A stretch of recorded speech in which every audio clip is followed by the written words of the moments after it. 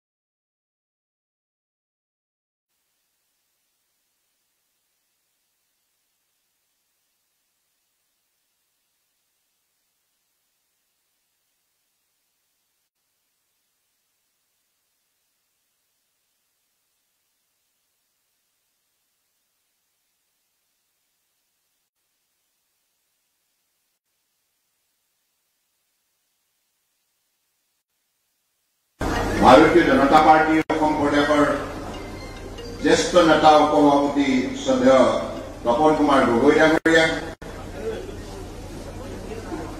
ৰাজ্যিক মুখপাত্ৰ আৰু এই নিৰ্বাচনৰ প্ৰভাৰী সুভাষ দত্ত ডাঙৰীয়া, হাওৰা সমষ্টিৰ প্ৰাক্তন বিধায়ক কুশল দুৱৰী ডাঙৰীয়া, প্ৰাক্তন জিলা সমিতিৰ সভানেত্ৰী সুৰভি ৰাজপৌৰী ডাঙৰীয়ানী, ৰাজ্যিক মুখপাত্ৰ বিজেপি ৰাজ্যিক কমিটিৰ মানস সঞ্জীৱী ডাঙৰীয়া, বিনীতা শইকীয়া দে ডাঙৰীয়ানী, প্ৰাঞ্জল কটকী ডাঙৰীয়া, সমী গগৈ ডাঙৰীয়া, অংকিতা দত্ত ডাঙৰীয়ানী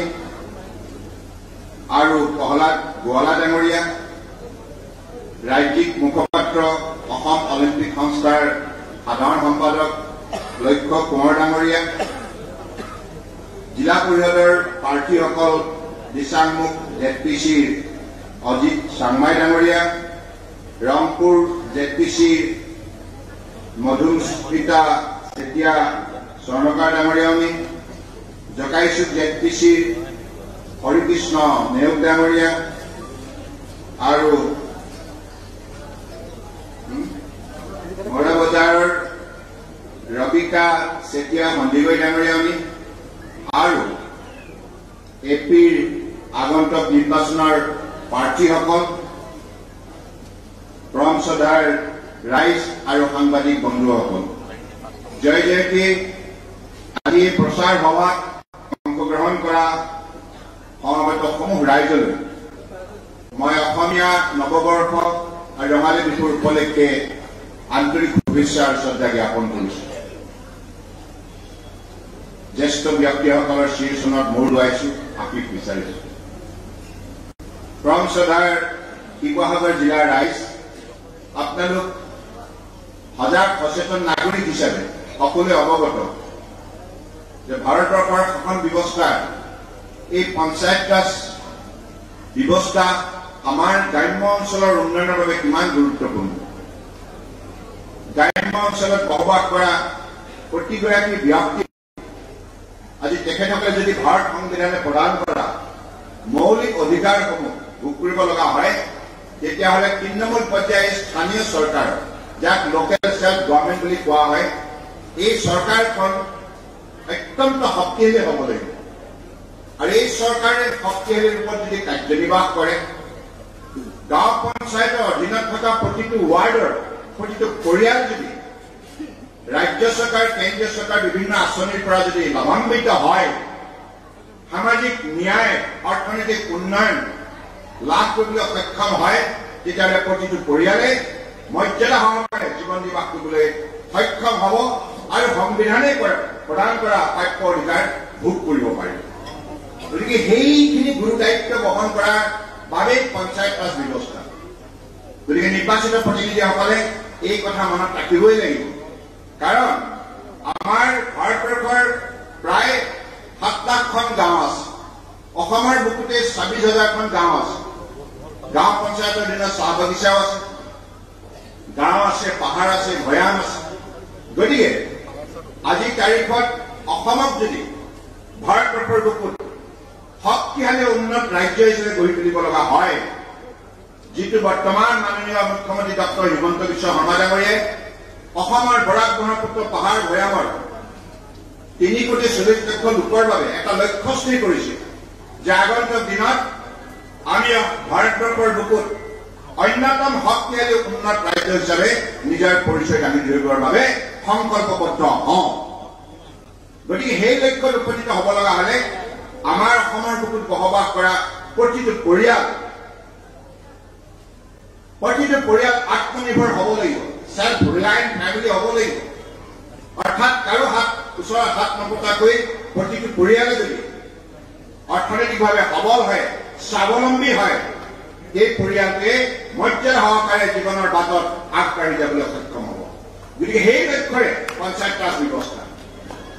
আৰু পঞ্চায়ত ৰাজ ব্যৱস্থাৰ যোগেদি আপোনালোকে সকলোৱে জানে, জাতিৰ পিতা মহাত্মা গান্ধীয়ে সপোন দেখিছিলে আৰু তেখেতে কৈছিল স্বৰাজ, অৰ্থাৎ আত্মনিৰ্ভৰ যদি গাঁওবিলাক হয়, চহৰবিলাক হয়, তেতিয়াহ'লে ভাৰতবৰ্ষ আত্মনিৰ্ভৰ হ'ব। আৰু আত্মনিৰ্ভৰ এখন ৰাষ্ট্ৰই সন্মান সহকাৰে, মৰ্যাদা সহকাৰে পৃথিৱীৰ বুকুত জীয়াই থাকিবলৈ সক্ষম হয়। আৰু ইয়াৰ যোগ্যতা, দক্ষতা, দৃঢ়তা, একাগ্ৰতা, শ্ৰদ্ধা, ভক্তি, এই সকলোবিলাক পৰিপক্ক হৈ উঠে, প্ৰতিফলিত হৈ বিশ্বৰ বুকুত পোহৰ হিচাপে দেখা দিয়ে। গতিকে সেই লক্ষ্যৰ প্ৰাপ্তিৰ বাবে পঞ্চায়ত ৰাজ ব্যৱস্থা সঠিকভাৱে গঠন হ'বই লাগিব। আজি মাননীয় প্ৰধানমন্ত্ৰী নৰেন্দ্ৰ মোদী ডাঙৰীয়াৰ বলিষ্ঠ নেতৃত্বত যোৱা 10 বছৰে গ্ৰাম্য অঞ্চলৰ বা চহৰৰ যিবিলাক আটাইতকৈ দৰিদ্ৰ লোক, যিবিলাক লোকৰ উন্নয়নৰ বাবে কংগ্ৰেছে 55 বছৰে শ্লোগান দিলে, গৰিবী হটাও, গৰিবী হটাও, গৰিব কি হটাও, দৰিদ্ৰ নিৰ্মূলকৰণ কৰিবৰ কাৰণে কেৱল শ্লোগান দিলে। এই কথাখিনি তেখেতসকলে সঠিক নীতি আৰু পৰিকল্পনা প্ৰস্তুত কৰি কৰ্মপথাৰত মূল্যাংকন কৰিব নোৱাৰে।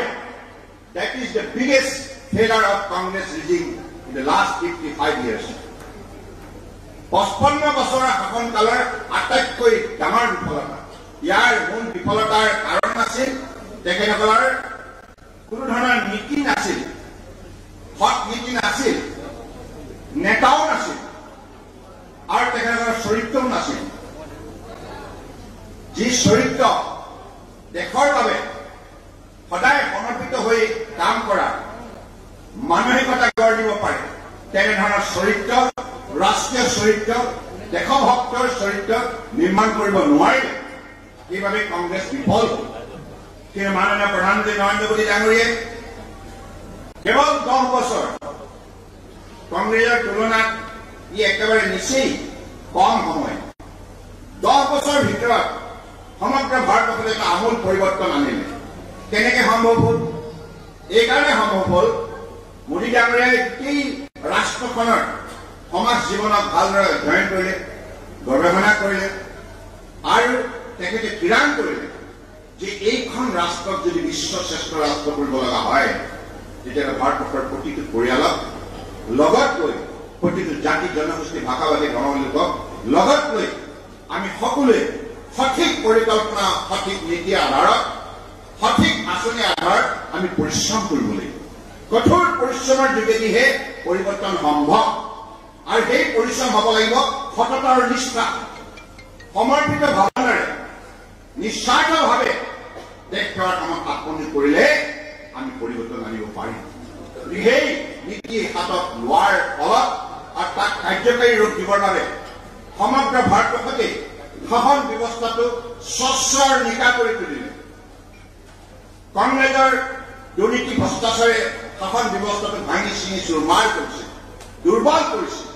কিন্তু মাননীয় প্ৰধানমন্ত্ৰী ডাঙৰীয়াই সেই ভাঙি চিঙি যাব ধৰা শাসন ব্যৱস্থাটো পুনৰ ৰাইজক আস্থাৰ বিশ্বাসক লৈ সুসংগঠিত কৰিলে আৰু সেই শাসন ব্যৱস্থাৰ যোগেদি স্বচ্ছৰ নিকা নীতিৰ আধাৰত জনসাধাৰণৰ নিষ্ঠাভাৱে সেৱা আগবঢ়োৱাৰ ফলত আজি ভাৰতবৰ্ষ বিশ্বৰ ৫ম সৰ্ববৃহৎ অৰ্থনীতি হিচাপে নিজৰ পৰিচয় দাঙি দিবলৈ সক্ষম হল।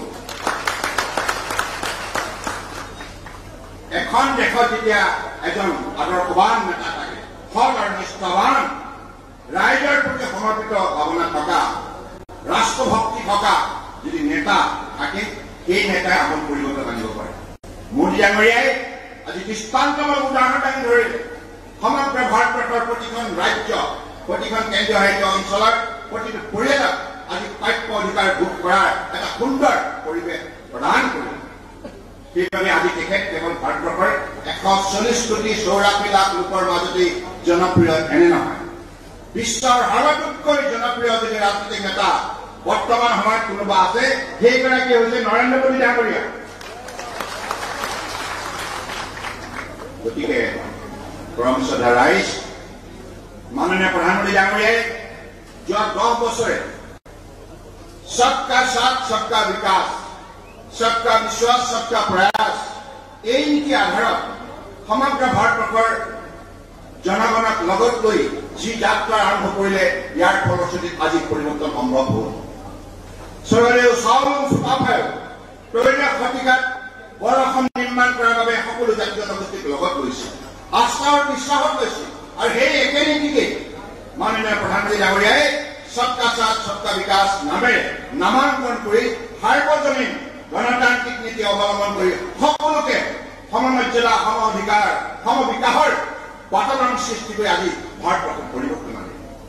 আৰু তেখেতে লক্ষ্য স্থিৰ কৰিছে অহা 5 বছৰৰ ভিতৰত ভাৰতবৰ্ষক কলৈকে নিব, জনসাধাৰণৰ সহযোগত 2029 ভিতৰত এইখন ভাৰতবৰ্ষই বিশ্বৰ 3য় সৰ্ববৃহৎ অৰ্থনীতি হিচাপে নিজৰ পৰিচয় দাঙি ধৰিব। আৰু অহা 25 বছৰ 2047 যেতিয়া ভাৰতবৰ্ষই স্বাধীনতা লাভ কৰা 100 বছৰ হ'ব, 100 বছৰ উপলক্ষে যেতিয়া ভাৰতবৰ্ষৰ জনগণে উৎসৱ পালন কৰিব স্বাধীনতাৰ, সেই সময়ত ভাৰতবৰ্ষৰ বিশ্বৰ শ্ৰেষ্ঠ উন্নত ৰাষ্ট্ৰ, আত্মনিৰ্ভৰ ভাৰত হিচাপে নিজৰ স্থিতি শক্তিশালী ৰূপত বিশ্বৰ বুকুত ব্যক্ত কৰিছে। গতিকে এই যাত্ৰাটোক অমৃতকাল যাত্ৰা হিচাপে নামাকৰণ কৰা হৈছে। গতিকে সেই লক্ষ্য উপনীত হ'বৰ বাবে পৰম শ্ৰদ্ধাৰ শিৱসাগৰ বাকী ৰাইজ, আপোনালোক সকলোৱে অসমৰ বুকুত আটাইতকৈ আগৰণুৱা সমাজ হিচাপে শিক্ষিত, সজাগ, সচেতন, সামাজিক, সাংস্কৃতিক, আধ্যাত্মিক, শৈক্ষিক সকলো দিশতে পাৰ্গত এই ইতিহাস প্ৰসিদ্ধ শিৱসাগৰ জিলাত বসবাস কৰা পৰম শ্ৰদ্ধা ৰাইজ, আপোনালোক সকলো কথাই জানে। গতিকে মই আপোনালোকক কিবা কোৱাৰ কিবা ধৃষ্টতা আছে বুলি নাভাবো। মোৰ ভাল লাগে পৰম শ্ৰদ্ধাৰ নৰেন্দ্ৰ মোদী ডাঙৰীয়াই এইখন শিৱসাগৰত এখন আইকনিক হিষ্টৰিক হেৰিটেজ চিটি হিচাপে গঢ় দিয়াৰ সিদ্ধান্ত ল'লে। চৰাইদেউ মৈদামক ইউনেস্কো হেৰিটেজ চেণ্টাৰ হিচাপে ঘোষণা কৰালে। আৰু এইখন শিৱসাগৰৰ যিটো বিশ্বৰ বুকুত ইয়াৰ যিটো গুৰুত্ব, ইয়াক অধিক মানুহৰ দৃষ্টিত ইয়াক আকৰ্ষিত কৰি তুলিলে। গতিকে মই ভাবো যে শিৱসাগৰ জিলাৰ পৰমশ্ৰদ্ধা ৰাইজ, পঞ্চায়ত ৰাজ ব্যৱস্থাৰ সন্দৰ্ভত আপোনালোকে সকলোৱে অৱগত। গতিকে এই তৃণমূল পৰ্যায়ৰ চৰকাৰখন যদি আমি সঠিকভাৱে গঠন কৰিব পাৰোঁ, তেতিয়াহ'লে নিশ্চিতভাৱে আমি আগন্তুক দিনত যি সপোন ৰচনা কৰিছো, মাননীয় মুখ্যমন্ত্ৰী ডক্টৰ হিমন্ত বিশ্ব শৰ্মা ডাঙৰীয়াই কৈছে যে আমি সকলোৱে মিলি আগন্তুক দিনত অসমখন ভাৰতবৰ্ষৰ বুকুত অন্যতম শক্তিশালী ৰাজ্য হিচাপে প্ৰতিষ্ঠা কৰিব লাগিব। গতিকে মুখ্যমন্ত্ৰী ডাঙৰীয়াৰ যিটো লক্ষ্য আৰু নৰেন্দ্ৰ মোদী ডাঙৰীয়াই যিটো লক্ষ্য ভাৰতবৰ্ষৰ কাৰণে দিছে, মই ভাবো সেই লক্ষ্যত উপনীত হ'ব লগা হ'লে প্ৰথমতে আত্মনিৰ্ভৰ শিৱসাগৰ হ'ব লাগিব, তেতিয়া আত্মনিৰ্ভৰ অসম হ'ব। আত্মনিৰ্ভৰ অসম হ'লে আত্মনিৰ্ভৰ ভাৰতবৰ্ষ।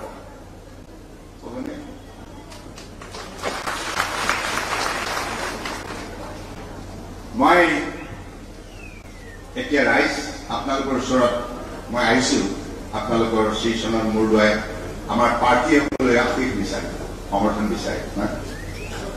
প্ৰাৰ্থীসকল ইমান হাঁহিমুখীয়া, ভাল লাগিছে। সকলোৱে অত্যন্ত আত্মবিশ্বাসী।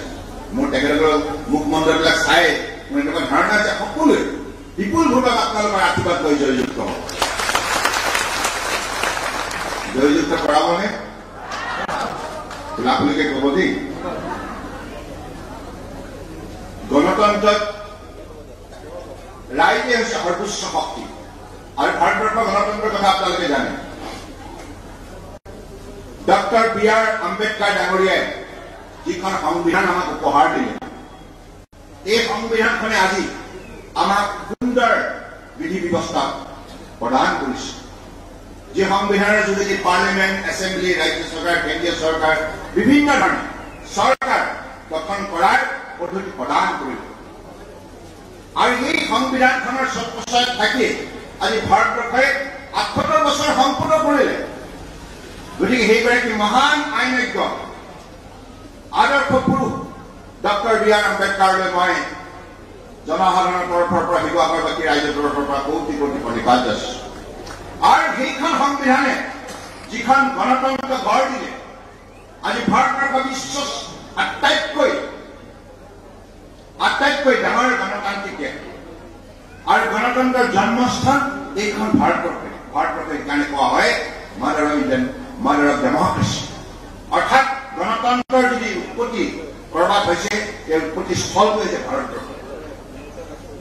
আৰু এই গণতন্ত্ৰৰ হৃদপিণ্ড হৈছে ভাৰত সংবিধান। আৰু সেই সংবিধানৰ ছত্ৰছায়াতেই পঞ্চায়ত ৰাজ ব্যৱস্থা। আৰু পঞ্চায়ত ৰাজ ব্যৱস্থাৰ লক্ষ্য হৈছে ভাৰতবৰ্ষৰ বুকুত বসবাস কৰা প্ৰতিটো পৰিয়ালক সন্মান সহকাৰে সেৱা আগবঢ়োৱা।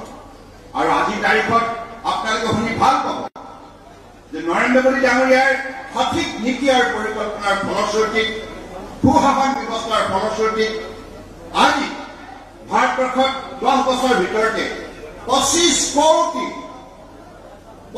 কোটি দৰিদ্ৰ জনগণ দৰিদ্ৰ সীমাৰেখাৰ পৰা উদ্ধাৰ পালে, আৰু তেখেতসকলক আৰ্থিকভাৱে সবল কৰা হ'ল।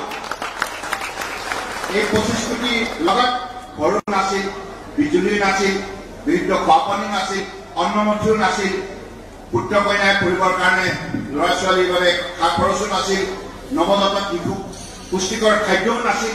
এনেধৰণে সকলো অভাৱ অভাৱ অভাৱ। কংগ্ৰেছে কেৱল শ্লোগান দি মানুহক দৰিদ্ৰ সীমাৰেখাৰ আৰু তললৈ ঠেলি পঠিয়াইছিল।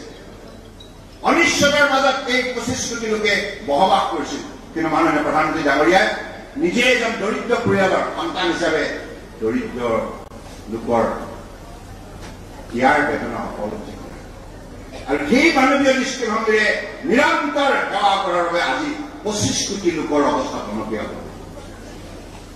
আজি কিমান মানুহৰ ঘৰে ঘৰে স্বচ্ছ ভাৰত অভিযান গ্ৰামীণৰ নামত 14 কোটি শৌচালয় নিৰ্মাণ কৰা ভাৰতবৰ্ষত 14 কোটি আৰু কিমান মহিলাই চকুপানী টুপি টুপি কেঁচা খৰিত ভাত ৰান্ধিব লগা হৈছিল সেই মহিলাৰ চকুপানী মোচাৰ ক্ষেত্ৰত ৰন্ধন গেছ যোগান ধৰি মুৰিডাঙৰ মহান মানৱীয় দৃষ্টিভংগী প্ৰদৰ্শন এইটোকে কয় মানৱ দৰদী মানৱ সেৱা ৰাষ্ট্ৰ শক্তি ৰাষ্ট্ৰ সেৱা আৰু সেইকাৰণে আমি সকলোৱে সেই দৃষ্টিভংগীৰে আগন্তুক দিনত আমাৰ অঞ্চলবিলাক শক্তিশালী কৰি তুলিব লাগিব আৰু এই শিৱসাগৰ যাতে এজন মানুহ এনেকুৱা নোলায় যাৰ ঘৰ নাই সকলো লোকৰে ঘৰ নিশ্চিতভাৱে পোৱাৰ ব্যৱস্থা কৰা হ'ব আগন্তুক পঞ্চায়ত নিৰ্বাচন আপোনালোকে সুন্দৰভাৱে সহযোগ কৰক শতকৰা 100% সহযোগ কৰক আৰু কৰবাত যদি এনেধৰণৰ অভাৱী লোক আছে সেইসকলক বিচাৰি উলিয়াই আমাৰ ৱাৰ্ড মেম্বাৰবিলাক পঞ্চায়ত প্ৰেচিডেণ্ট